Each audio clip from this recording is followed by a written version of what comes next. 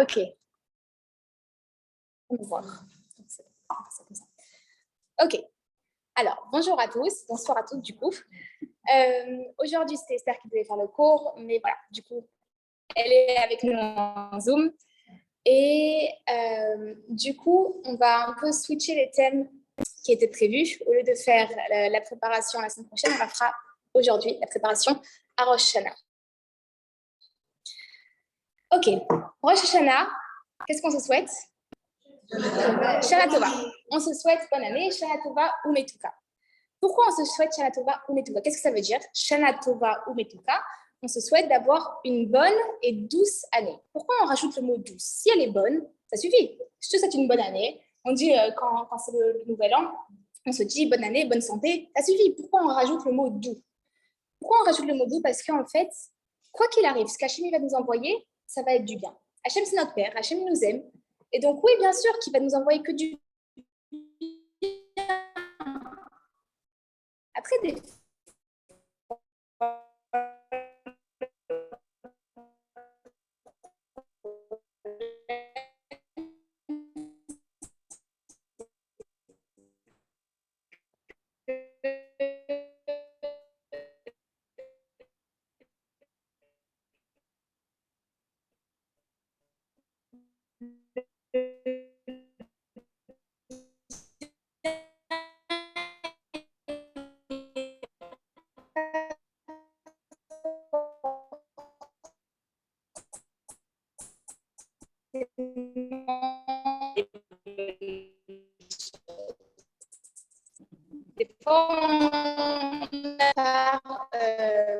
voilà, que des bonnes choses. Donc, comment on fait pour toutes choses? Pour réussir à faire toutes choses, on a besoin d'une bonne préparation. Pour réussir à faire ce cours, il faut faire une préparation avant. Pour réussir à... Okay? Pour chaque chose dans la vie, il faut une préparation. Pour Shabbat, il faut une préparation avant. Chaque chose qui va arriver, si on veut que ça se passe bien, il faut une préparation. Et cette préparation, c'est le mois de Elul. On a un mois entier avant Rosh Hashanah pour se préparer. D'après la Kabbalah, le numéro 6, c'est le numéro de la préparation. Ça veut dire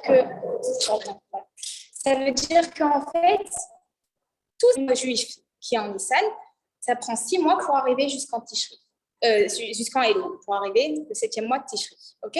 Donc, le 6e jour. Exactement. Et c'est aussi la préparation à Shabbat. C'est exactement ça.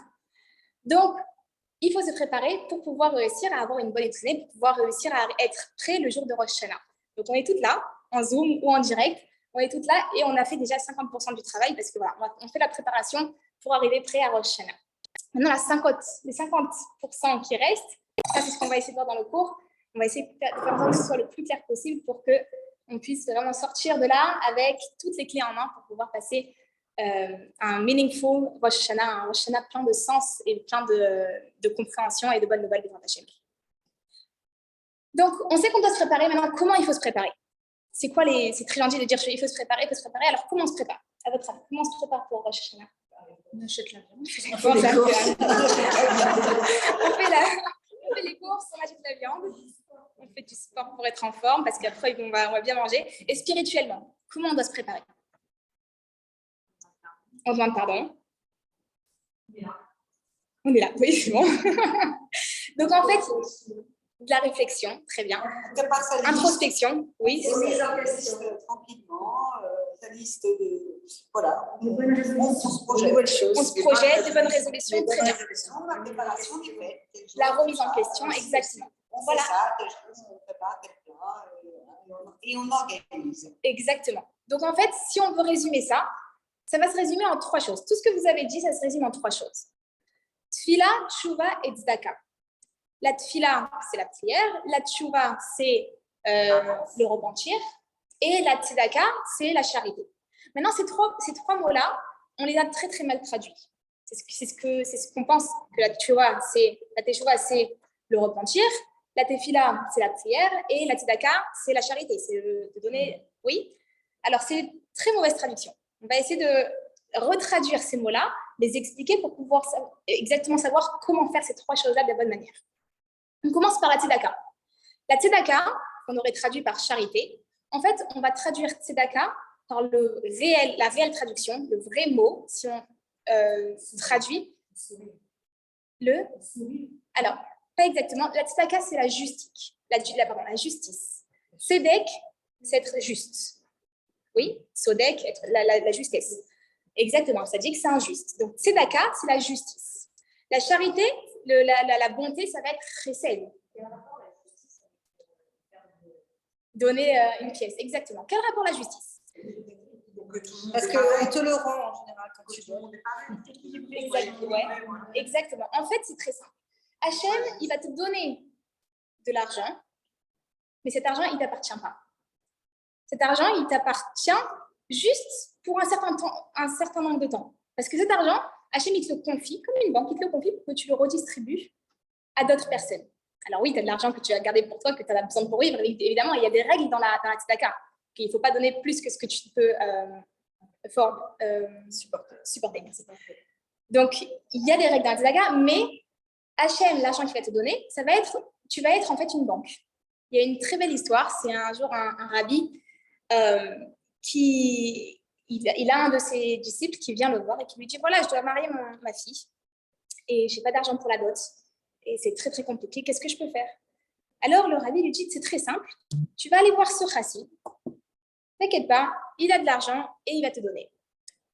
Il va voir son disciple et il toque à la porte. Il dit, voilà, bonjour, le rabbi m'a dit de venir vous voir pour que vous m'aidiez à remplir la dot, à préparer le mariage. Et le chassid, il lui dit, combien tu as besoin? Il lui dit, j'ai besoin de 6 000 roubles. C'est une très, très grosse somme. Il dit, je ne peux pas donner 6 000 roubles comme ça, c'est une très grosse somme. Bon, je te donne 3 000. Prends 3 000, voilà. Même s'il était extrêmement riche. Qu'est-ce qu'il fait? Le chassid, il revient voir le rabbin et lui dit, il m'a donné que 3 000, c'est très gentil, mais j'ai besoin de 6 000. C'est énorme, je ne peux pas ramasser 6 000. Il dit, OK, va voir cet autre chassid-là. Lui, il va t'aider. Il va voir un autre chassid. Et il lui dit, voilà, j'ai besoin de 3 autres 1 000 roubles.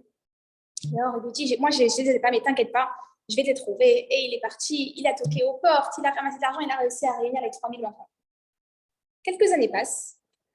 Et le premier chassid, celui qui était juif, il vient voir son rabbi en pleurs. Il dit, Rabbi, j'étais très, très riche et j'ai perdu tout mon argent. Qu'est-ce qui se passe? Qu'est-ce que j'ai fait de mal? Il dit, il y a quelque chose. Il dit, c'est très simple. Tout de base, à la base de la base, moi, Hachem, il avait décidé que j'étais très, très riche. Mais j'ai décidé que je n'allais pas prendre cette richesse-là.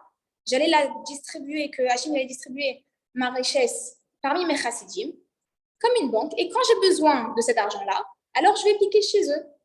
Je vais redistribuer l'argent à travers eux. Et le problème, c'est que Hachem, il t'a donné une grosse partie de ma richesse. Le problème, c'est que tu n'as pas été une bonne banque. Et quand il fallait retirer l'argent, tu n'as pas accepté le code. Le code, il a été refusé, le paiement refusé. Donc, du coup, Hachem, il a décidé de changer de banque et de faire en sorte que la banque, elle soit ailleurs, chez un autre chassid, que lui, il va être une vraie bonne banque. Donc, c'est un peu pour illustrer l'histoire de la tzedaka. En vrai, on est tous des banques. Il faut qu'on réussisse à faire en sorte de mettre notre argent de la bonne façon, de la bonne manière. Alors, comme on a dit, il y a des règles à la tzedaka. Il ne faut pas donner plus que ce qu'on peut donner. Il faut donner qu'un dixième, si on veut faire plus, un cinquième, etc. Mais tout le système de l'argent qu'on va avoir, ça va être pour pouvoir le redonner, pour refaire la justice. L'argent qu'Hachem nous a donné, c'est pour qu'on soit méritant de pouvoir redonner après. Okay? C'est juste un mérite qu'Hachem nous a donné l'occasion d'avoir. Ça, c'est la tzedaka. Okay?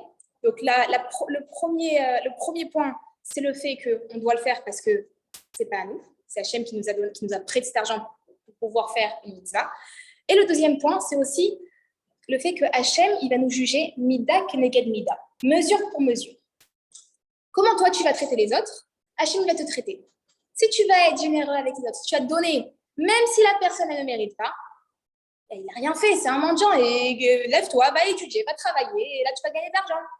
Non, c'est pas grave. Je ne cherche pas à comprendre le pourquoi du comment, je lui donne. Il a besoin, je lui donne. Alors Hachem, il va aussi penser la même chose. Elle a besoin, je lui donne. Même si elle ne mérite pas, je lui donne. Et c'est comme ça qu'on va essayer de s'entraîner pendant 1 mois avant Rosh Hashanah, s'entraîner à essayer de donner sans compter. Donner sans essayer de réfléchir, sans calcul, exactement. Et comme ça, Hachem, il va aussi, le jour de Rosh Hashanah, pouvoir nous donner sans calcul. Et ça, c'est la première partie de la préparation à Rosh Hashanah, de se préparer physiquement, de donner chaque jour une petite pièce. Pas besoin de donner une somme astronomique. L'idéal, ce serait de donner dans la qualité, pas dans la quantité. Ça veut dire donner chaque jour une petite pièce. Pas besoin de donner des milliers et des cents. Donne chaque jour une petite pièce. Le fait d'être consistant, c'est ça qui gagne tout. Ça, c'est le premier point. Deuxième point, c'est la tefila. La tefila, par quoi on la traduit? La prière. Très bien. La tefila, on ne va pas la traduire comme prière, parce que le mot prière, c'est bakasha, une demande, une prière. La vraie traduction de la tefila, c'est un lien, une connexion. Pareil que le mot tefilin. Tefilin, c'est une connexion. Tefila, tefilin, c'est une connexion. On va se connecter à Hachem. Il y a des gens, Baruch Hachem, ils n'ont rien besoin. Ils ont des enfants, ils ont un mari, ils sont en bonne santé, ils ont une belle maison, tout va bien pour eux. Ils ont un bon travail, ils sont épanouis, ils vont très bien. Et pourtant, ils ont aussi l'obligation de prier. Ils ont aussi l'obligation de faire leur tefila. Et pourtant, ils n'ont rien besoin de demander. Ils doivent dire merci. Et ils doivent dire merci, exactement. Ils doivent se connecter à Hachem. Ils doivent se connecter. Encore une petite histoire. J'aime bien raconter les histoires. Une autre histoire, c'est l'histoire du Baal Shem Tov. Est-ce que quelqu'un a entendu parler du Baal Shem Tov? Un petit peu, c'est bon. Le Baal Shem Tov, un de ses disciples vient le voir un jour. Il s'appelle Avigdor. Avigdor, il vient le voir, il est très très riche. Et Avigdor, tous les ans, il vient le voir, il lui donne une grande somme d'argent pour l'aider dans toutes ses activités et il lui demande une bracha. Il lui demande qu'il soit en bonne santé. Chaque année, il vient lui demander autre chose. Cette année, Avigdor, il arrive et le rabbi lui dit « Ok, Baal Shem Tov, il dit « Qu'est-ce que tu veux que... Demande-moi une bracha. » Avigdor dit « Moi, tout va bien. Baruch Hashem, tout va bien pour moi. » Baal Shem Tov dit « Non, mais demande-moi quelque chose. Il faut demander quelque chose à Hashem, demande-moi. » « Non, mais tout va bien, vraiment. Je suis en bonne santé, ma femme est en bonne santé, mes enfants ils sont en bonne santé, je suis bien matériellement. Tout est bien, je suis parfait. » Baal Shem Tov, il essaie d'insister. Non, il va bien. Je dis, ok. Alors, tu sais quoi? Si moi, je ne te donne pas une bracha, toi, tu vas me rendre un service. C'est quoi le service que tu vas me rendre? Tu vas donner cette lettre à un homme qui s'appelle Tzadok, qui habite dans cette... Il y a ta mère, elle dit, c'est trop marrant. C'est bon. Je sais pas, c'est un cours de meuf. Avigdor, il dit ok, il prend la lettre et il va pour repartir dans sa ville. Et le Baal Shem Tov, il lui dit surtout n'oublie pas, la première chose que tu fais quand tu arrives, c'est que tu donnes la lettre à Avigdor, à Tzadok. Tu n'oublies surtout pas. Il dit ok, j'oublierai pas. Il met son enveloppe dans son beau manteau en fourrure et il part dans la grande calèche Ferrari et c'est parti. Il rentre dans sa ville natale. Il arrive et dès qu'il arrive, trop de choses qui se passent, il a complètement oublié et la lettre elle reste dans son manteau en fourrure, dans l'armoire. Il a oublié. 16 ans passent. 16 ans. 16 ans après, la chance d'Avigdor, elle a tourné. Il n'a plus d'argent du tout. Et il se retrouve à devoir vendre des affaires parce qu'il a besoin de nourriture pour vivre. Et du coup, il s'est dit, tu sais quoi, mon beau manteau en fourrure, je vais le vendre. Il le sort pour le vendre. Et qu'est-ce qui tombe? Une enveloppe. La gaffe. J'ai oublié de donner la lettre à Tzadok. Ça fait 16 ans. Tu vas mieux vaut tard que jamais. Il prend la lettre et il va chercher Tzadok. Maintenant, Tzadok, c'est un grand, grand riche. Bien plus riche que ce qu'il était à l'époque. Et il vient, il toque à la porte. Bonjour, j'aimerais parler à Tzadok. Le majordome, il dit, t'es un pauvre, tu viens pas parler à Tzadok comme ça.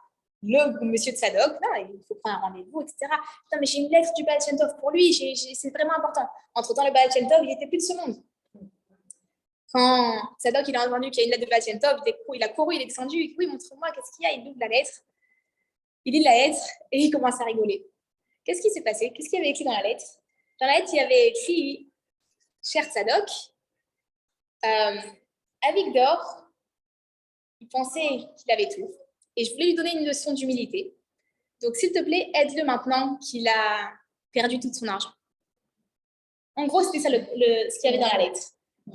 Tzadok, il a compris. Il a montré la lettre à Avigdor. Avigdor, il a compris qu'il fallait vraiment le rebaisser dans son humilité. Il a fait tchouva et Avigdor, Tzadok, il a aidé à remettre sur pied son affaire. Et Baruch Hashem, tout est rentré dans l'ordre. Toute cette histoire pour nous expliquer l'importance de la prière. Que même si on n'a rien besoin, et même si Baruch Hashem, on soit tous en bonne santé, on n'a rien besoin, il faut quand même prier parce que c'est la connexion à Hashem qui est importante et c'est ce qu'Hachem il demande, qu'on soit connecté à lui. Ça, c'est pour la tefila. À Rosh Hashanah, on va en faire la tefila. Rosh Hashanah, Yom Kippour, on va en faire, oui. Maintenant, on a dit la tefila, c'est pour se connecter à Hashem. De même que quand vos enfants ils vont venir pour vous demander quelque chose, ils ne vont pas venir « Maman, je peux avoir un iPad ?» Maman, comment ça va? Comment c'était ta journée? Et dis-moi, ça va? Exactement. La petite pommade. Et après, et aussi, je peux avoir un iPad? Et là, on est beaucoup plus tenté de dire oui. Parce que bon, ça va, on a eu une discussion, on a rigolé un petit peu. C'est plus sympa. On a plus envie de dire oui. On va faire la même chose pour Hachem. On va avoir 2 petites astuces. Première astuce, on ne va pas l'appeler Hachem. Comment on va l'appeler? Pendant Rosh Hashanah, on va l'appeler Avinu Malkeinu. Notre Père, notre Roi. Qui est dans le jardin. Exactement. Pendant tout Elul, le roi est dans le jardin. Comme on avait dit la semaine dernière, comme Esther, elle nous avait bien expliqué la semaine dernière. Et pendant Rosh Hashanah, on va l'appeler Avinu. Oui, tu es Malkeinu. Oui, tu es notre roi, mais avant tout, avant Malkeinu, tu es notre Avinu, tu es notre Père. Ton fils, c'est toi qui m'as créé. Ça va, juge-moi gentiment. C'est comme si que vous faites arrêter par la police, vous n'avez ni votre driver license, vous n'avez pas vos papiers, vous vous retrouvez avec une amende de $500 et vous devez aller au tribunal. Comme ça, tu n'as pas du tout envie de payer $500, surtout avant Rosh Hashanah. Tu rentres dans le tribunal et tu vois qui? C'est ton oncle qui est le juge. Tu te dis, ça va, c'est mon oncle qui va me juger. Il va me dire, bon, attention la prochaine fois, et au pire des cas, je vais partir avec $50 d'amende. OK, big deal. C'est pareil. Quand on arrive à Rosh Hashanah, on dit, oui, on va se faire juger, mais c'est Hachem, c'est notre Père. Avinu Malkeinu, c'est toi notre Père, c'est toi qui vas être notre juge. Alors, juge-nous de façon clémente. Ça, c'est le premier trick qu'on va utiliser. C'est la première astuce. Deuxième astuce, c'est qu'à chaque fois qu'on va s'adresser à Hachem, on va toujours utiliser le pluriel. Khatan ou lefanecha, on a fauté devant toi. Il n'y a que toi qui as fauté. Hein. Pourquoi tu parles au nom de tout le monde? Non, nous, on a tous fauté, on a tous menti, on a tous volé, tous ensemble. Tout le monde. Non, mais là, tu parles de toi. Parle de toi, dis, moi, j'ai fauté, sois humble. Non, tous ensemble. On est tous dans le même bateau. Quand l'Israël arrive, vous allez dire, tout Israël, on est tous dépendants l'un de l'autre. Et quand moi, je vais essayer de faire un trou dans la carcasse du bateau, tout le monde va couler avec moi. Mais quand, au contraire, je vais réparer le bateau, alors tout le bateau, il va remonter. OK? Quand Hachem, il va voir qu'on va être tous unis, que tous ses enfants, ils vont être unis, OK, pas de problème. Tu es hyper énervé contre ton fils. Il a fait une grosse bêtise. Juste une envie, c'est de mettre une clécha. Et d'un coup, tu as 3 filles qui arrivent. Non, maman, s'il te plaît, maman, non. Bon, OK, allez jouer. Oui, on est d'accord? Ça se passe comme ça. Quand tu vois tes enfants qui sont tous ensemble, ça veut dire OK. Ça veut dire oui, allez-y. Ils ont gagné, exactement. Et c'est ce qu'on fait. On fait la même chose pour Hachem. Quand on va être tous ensemble, on va dire on a tous voté ensemble, etc. Mais on va faire tous teshuva. Pareil, Hachem va dire bon, allez-y, allez jouer. OK? C'est la même chose et c'est le petit trick qu'on va utiliser. Donc, pendant Rosh Hashanah, on a dit on va beaucoup prier. Maintenant, c'est bien de prier. Maintenant, comment on va prier? Concrètement, qu'est-ce qu'il faut qu'on fasse pour que ça marche? Combien de fois on prie, et on ne voit jamais notre filote s'exaucer? Quand on prie, et ça c'est un secret du roi David, dans le Télim qu'on fait en ce moment, le roi de Elul, on doit faire un Télim, le Télim 27, et David Hachemori, on fait ce Télim tous les jours. Et dans ce Télim, le roi David va nous donner le secret de cette fila. C'est quoi le secret? C'est quoi? Il faut chanter, non? Aussi. C'est bien de chanter parce que tout ce qu'on fait dans la joie, Hachem, il aime. Et Hachem, il réside parmi ceux qui ont de la joie. C'est quoi? Le secret, il réside dans cette phrase. Achat shalti me'et Hachem ota avakesh. J'ai demandé quelque chose à Hachem et c'est ce que je désire. Si tu le demandes, c'est que tu le désires. Pourquoi cette répétition? En fait, le roi David, il va insister sur une chose, c'est que, OK, tu demandes à Hachem, mais est-ce que c'est vraiment ce que tu veux? Tu demandes à Hachem la santé, mais 2 secondes après, tu vas fumer une clope dehors. Bon, sois cohérent. Tu demandes à Hachem, je veux être mince, je veux être en bonne santé et tout. Et après, tu vas au McDo, tu te prends un gros McDonald's. Bon, sois cohérent, mange de la salade, fais du sport, ok? On demande à Hachem, je veux Mashiach. Tu veux vraiment Mashiach? Il y a une histoire comme ça où le Rabbi de Lubavitch, tous les dimanches matin, il donnait des dollars pour que les gens y mettent la tzedaka. Et il y a une personne qui arrive devant le Rabbi et il lui dit, Rabbi, on est prêt, Mashiach, il faut qu'il vienne tout de suite. Je suis sûre que Mashiach va venir maintenant. Le Rabbi lui dit, c'est vrai, tu es sûre que Mashiach va venir maintenant? Il dit, oui, c'est sûr, Mashiach vient maintenant. Le Rabbi lui dit, ok, tu peux me prêter 10 000 $ jusqu'à ce que Mashiach arrive. Dès que Mashiach arrive, je te les rembourse. Ok, on prie, mais est-ce que c'est vraiment ce qu'on veut? Est-ce qu'on est vraiment sincère dans notre tefila? Il faut qu'on soit sincère. Si tu n'es pas sincère, Hachem il regarde dans ton cœur. Hachem il regarde pas ce que tu dis. Hachem il regarde ce qui est dans ton cœur. Alors, essaie de te mettre en accord avec ce que tu ressens. Je veux ça, est-ce que je le veux vraiment? Si oui, alors dis-le avec ton cœur. Et toutes les tfilotes qui ont été dites avec le cœur, elles ont toujours été réalisées.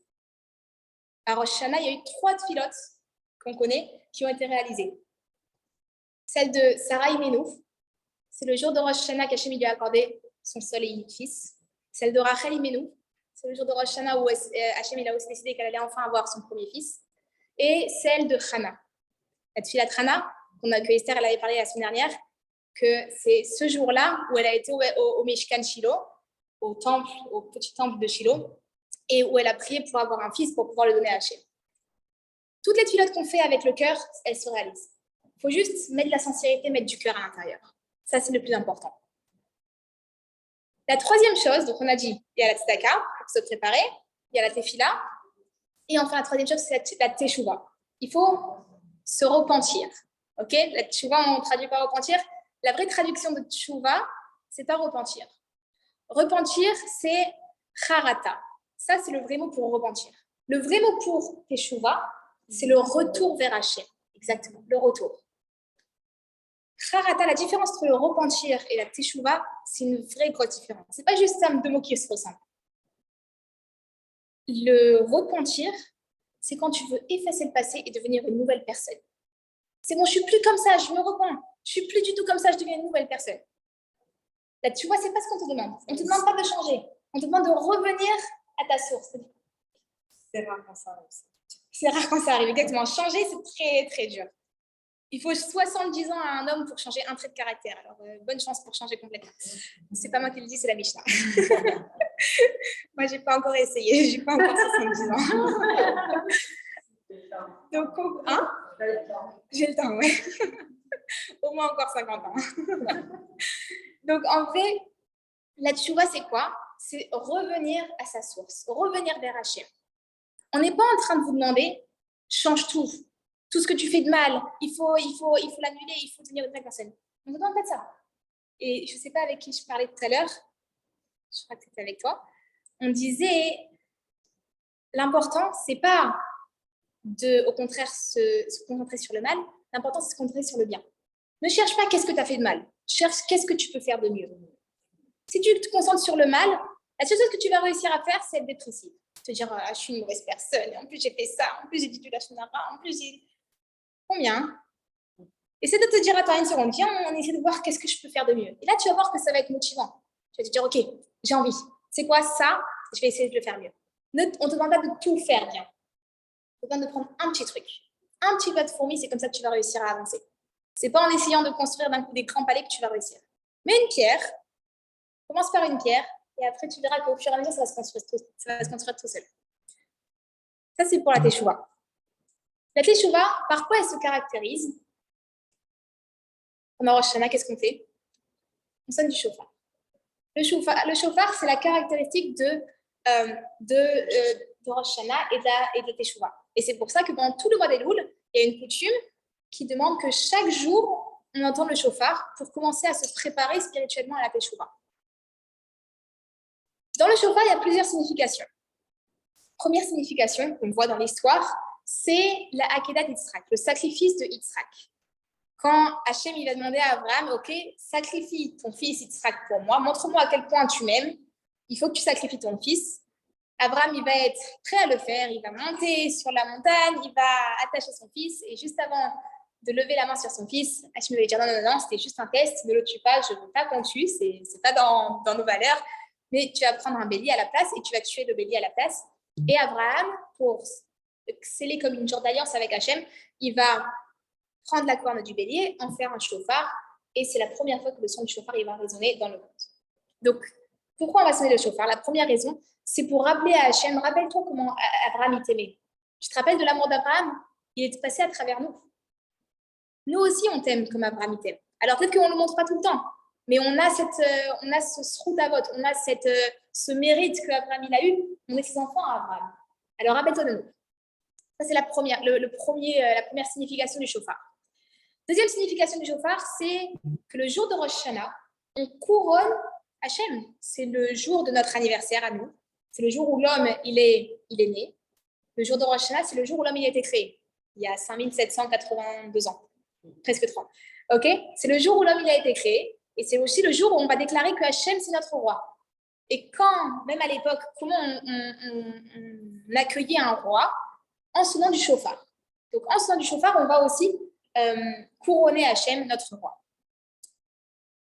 Troisièmement, c'est pour rappeler à Hachem le fait qu'on n'a pas le Beth Amikdash. Hachem, c'est normal qu'on est en train de faire plein de bêtises. On n'a pas le Beth Amikdash, on n'a pas un niveau spirituel, on est en galoute, on se retrouve entouré que des goïms, et c'est très dur de rester juif, c'est très dur de continuer à pratiquer, et c'est pour ça, alors, et un peu de pitié pour nous. On n'a plus le Beth Amikdash, on n'a plus tout ça. Quatrième raison, on a presque fini dans les raisons, c'est pour se rappeler du temps de Mashiach. Quand Mashiach va venir, on va avoir un grand son de chauffard qui va résonner dans le monde entier. Et c'est aussi pour essayer de hâter cette venue-là, de rappeler à Hachem, rappelle-toi de ta promesse que le Mashiach va venir. Allez, c'est le moment, ça y est. Il y a trop de problèmes en ce moment, il y a besoin d'avoir le Mashiach. J'ai besoin de 10 $. Il est prêt là. La vérité, si je les ai, avec grand plaisir. La dernière raison, c'est sur celle-là qu'on va se concentrer, c'est le fait que le son du chauffard, ça va être un souffle. Oui, c'est pas comme une flûte où il va y avoir des notes de musique, etc. Le son du chauffard, c'est juste un souffle brut. Tu souffles dedans et c'est le son que ça sort. Le souffle qu'on va utiliser par le chauffard, qui va sortir du chauffard, ça va rappeler à Hachem qu'on est ses enfants. Et qu'Hachem, il nous a créés par son souffle. C'est son souffle à lui qui a fait en sorte qu'on est vivant. Quand Hachem, il a créé Adam, il a pris du feu, de la terre, de l'air et de l'eau, il a fait un corps et il a soufflé dans ses narines, il a soufflé de l'air. Et c'est comme ça que Adam, il a été créé, comme ça qu'Adam, il est devenu vivant. OK? Donc, en soufflant dans le chauffard, on va rappeler Hachem, rappelle-toi du souffle que tu as insoufflé en nous, c'est toi notre Père. C'est toi qui nous as créés, alors tu peux avoir pitié de nous puisque c'est toi qui es notre papa. Il y a une petite histoire sur ça. J'aime beaucoup les histoires, comme vous avez vu. La petite histoire, c'est bon. Voilà. C'est l'histoire d'un roi. Un très, très bon roi. Tellement bon qu'il se soucie beaucoup du bien-être de son peuple. Et une fois par semaine, il décide de s'habiller en paysan. Normal, il s'habille en habit de rue. Et il va dans le village et il regarde comment ils font les gens. Est-ce que les gens, ils l'aiment? Qu'est-ce qu'il faudrait changer, etc. Il écoute un petit peu ce que les gens, ils parlent. Et comme ça, toutes les semaines. Un jour, il décide d'aller s'aventurer un petit peu dans la forêt. Et il va à droite, à gauche, à droite. Il se perd. Et il ne sait plus aller. Ou à droite, ou à gauche, il ne sait plus où aller. La nuit est tombe. Il commence à entendre des loups qui crient. Il commence à avoir peur. Il se dit, il faut à tout prix que je trouve un moyen de rentrer. Et il cherche à rentrer, il s'enfonce dans les bois. Et d'un coup, il entend de la musique. Je dis, wow, quelqu'un ici. Il suit le son de la musique, il arrive, il court. Il se retrouve devant quelqu'un, un homme qui joue de la flûte. Je dis, s'il vous plaît, aidez-moi à rentrer au palais, j'ai besoin de rentrer dans le palais. Avec grand plaisir, oui, bien sûr, venez avec moi, je vais vous amener. Il l'amène à travers la forêt, il fait très bien le chemin, il l'amène jusqu'au palais. Arrivé au palais, le roi, il lui dit, voilà, c'est moi le roi. Et j'aimerais te récompenser. Dis-moi, qu'est-ce que je peux faire pour te récompenser? Le joueur de flûte, il dit, non, moi, je suis très bien. J'ai rien besoin. Merci beaucoup, mais j'ai rien besoin. Alors, le roi dit, s'il te plaît, alors laisse-moi au moins te nommer Premier ministre. Tu vas être mon ministre, tu vas être mon conseiller. Fais ça pour moi. Et le joueur de flûte, il dit, OK, avec plaisir, je serai ton ministre. Le temps passe. Et arrive un jour où ce ministre, il fait une grosse erreur. Tellement grosse qu'elle est passible de mort. Il se retrouve à faire cette erreur en public. Et d'après la loi, il doit être passible de mort, il doit mourir. Le lendemain, on l'amène sur la place, devant tout le monde, là où il doit se faire pendre. Et le roi, il a le cœur brisé parce qu'il sait que c'est la personne qui l'a sauvé. Et il dit, ok, alors, dis-moi ta dernière volonté. Et le ministre lui dit, j'aimerais juste qu'on m'amène ma flûte. Il amène sa flûte. Et il va jouer le même air qu'il avait joué dans la forêt. Et à ce moment-là, le roi, il pleure, il dit, non, je peux pas. Tu vas pas mourir aujourd'hui. Tu m'as sauvé la vie, je peux pas. C'est pas possible. C'est la même chose pour Hachem. Quand on va souffler le chauffard, quand on va sonner du chauffard, notre souffle, il va lui rappeler, il va lui dire, mais Hachem, c'est nous tes enfants. Tu peux pas nous punir. Tu peux pas nous juger du mauvais sens. On est tes enfants. C'est sûr que tu dois avoir pitié de nous et c'est sûr que tu vas nous juger pour la bonne chose. Ça, c'est pour le chauffard. Dans le chauffard, on a 4 sonneries. La première, c'est la longue sonnerie. Cette sonnerie-là, la tkiya, exactement. La tkiya, c'est un cri vers Hachem, un grand souffle, c'est la connexion envers Hachem. Le deuxième, c'est Shvarim, qui fait tout, 3 fois. C'est comme un aller-retour. On va pas aller, revenir. Qu'est-ce qu'on va faire? On va aller revenir sur tout ce qui s'est passé dans notre vie. Toute mon année, comment elle s'est passée. Une introspection, comme tu as dit. Troisième, c'est 3. Ça ressemble à un sanglot. Comme un enfant qui pleure. Il pleure, il est à bout de souffle, il respire comme un sanglot. Et ça va être la sincérité qu'on va mettre à l'intérieur. On se connecte à Hachem, on réalise que oui, on a fait des erreurs et on est sincère, on lui demande pardon, on pleure pour lui demander pardon. La dernière sonnerie, c'est la dernière sonnerie qu'on va entendre le jour de Yom Kippour. À la fin de Yom Kippour, c'est la Tekiya Gdola. C'est un très long son. Tout pendant très longtemps, juste après la Neila. Oui.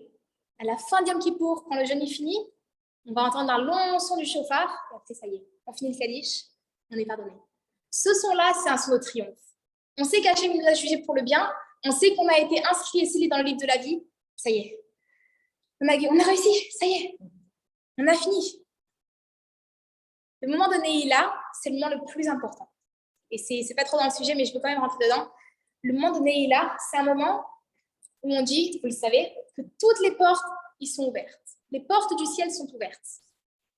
Maintenant, on va revenir un petit peu en arrière pour que vous compreniez ce que je veux vous dire. Tout le mois de Elul, ça va être un mois où on va être un peu en chidouch avec Hachem. On va être en rencontre avec Hachem. On va se rencontrer. On va essayer de parler avec Hachem. Le roi, il est dans les champs. Le roi, il est avec nous. On va parler avec lui.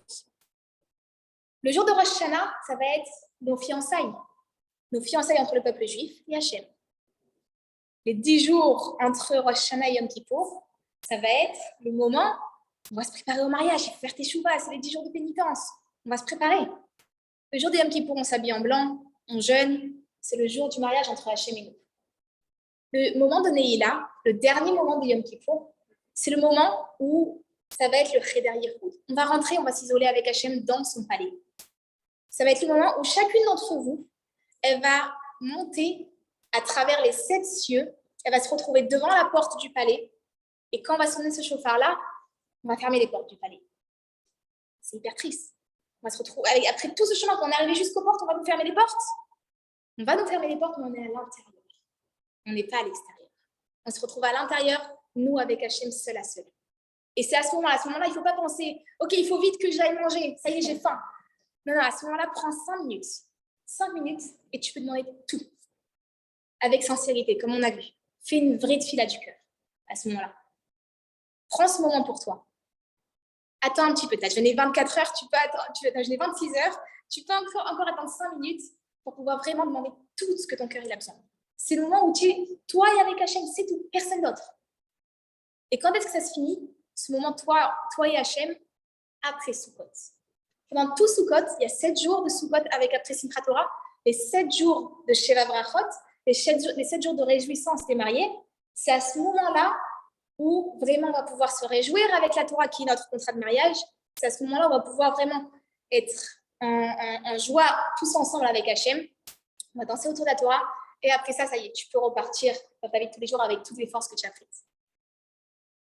C'était le cours que je voulais un peu vous donner comme préparation à Rosh Hashanah. Et je vais juste finir par une petite histoire sur le chauffard que j'ai écouté aujourd'hui, qui était magnifique. Je ne comptais pas vous la dire, mais je vais vous la dire quand même. C'est l'histoire, je ne sais pas si vous connaissez l'écrivaine Esther Young-Grace.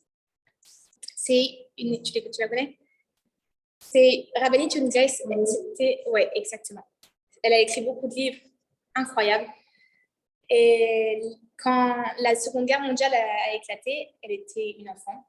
Et elle était assez grande, Baruch Hashem, pour ne pas être dans les chambres à gaz, mais elle a été dans les camps de concentration. Et dans ces camps de concentration, elle raconte, un jour, elle était dans un yeshuv en Israël, à Neve, je ne sais plus, je ne vais pas vous dire le nom. Hein? Non. Neve avec un nom de fille après, je ne me rappelle plus. Elle était dans un yeshuv en Israël et elle raconte son histoire. Elle raconte qu'elle était dans les camps de concentration et qu'elle était du côté hollandais et il y avait aussi un côté polonais dans ce camp-là, séparé par une barrière. Et le jour de Rosh Hashanah, il est arrivé et quelqu'un avait décidé qu'il fallait à tout prix sonner du chauffard.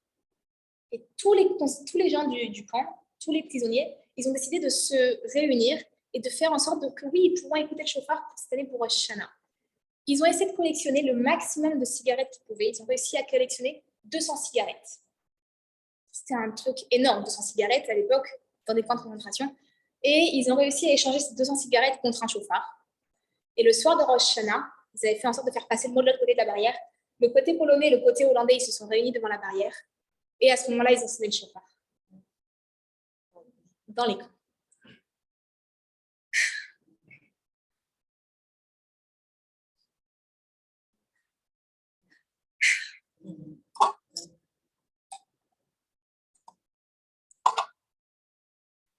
Quand les Polonais, ils ont entendu ce son.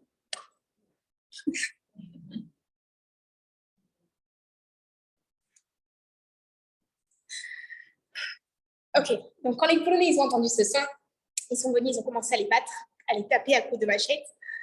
Et à ce moment-là, les Juifs, ils ont dit une chose. Ils ont fait la propagande sur le chauffard. Sur le chauffard.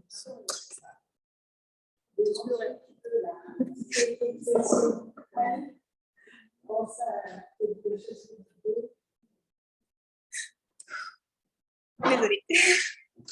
Ils ont fait la bracha sur le chauffard. Et ils ont fait, merci beaucoup. Ils ont fait la bracha de Shechianu. Hein? Ils ont fait la bracha de Shechianu. Et à ce moment-là, dans la conférence, il y a une dame qui se lève. En pleine conférence, une dame, elle se lève. Et elle est comme moi, en train de pleurer. Alors, elle se lève et elle vient vers la Rabbanit Young-Grace. Et elle ne peut pas parler. Elle ne peut pas parler. Et alors, elle se dit, oui, vas-y, parle-moi, dis-moi. Elle dit, j'étais là. J'étais là. Et mon père, c'est lui qui a sonné le chauffard. Et elle sort de la salle, elle est partie chez elle. Elle a récupéré le chauffard, elle avait encore le chauffard. Et à ce moment-là, elles ont réalisé qu'en fait, Hachem, il a écouté leurs prières. Elles se sont retrouvées là, vivantes, plus que jamais. Et Baruch Hachem, c'était un vrai son de chauffard qui sortait du cœur. C'était en 43 que ça s'est passé, le Rosh Hashanah 43. Et plusieurs années plus tard, elles se sont retrouvées en Israël, ensemble, elles se sont retrouvées. Et ça montre vraiment la grandeur du pouvoir du chauffard que Hachem peut nous écouter, Hachem nous exauce. Et toutes les demandes de votre cœur que vous avez, faites-les pendant Rosh Hashanah, faites-les pendant le son du chauffard, c'est à ce moment-là où il faut le faire. Voilà.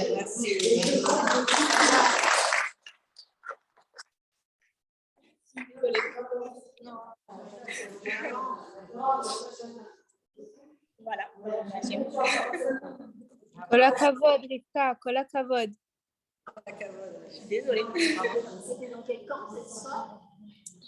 Mais tu peux la retrouver sur Internet. Tu peux la retrouver. It's so cute. Kol hakavod, Rivka, c'était super. Magnifique, Rivka. Magnifique, magnifique. C'était tellement beau. Baruch Hashem, merci beaucoup. Je suis désolée. Au contraire, tu plaisantes. Trop mignonne. Tu peux vraiment recommander ce livre d'ailleurs de la rabbinite, qui est magnifique ce livre. Elle a écrit plusieurs livres de la rabbinite Jungles.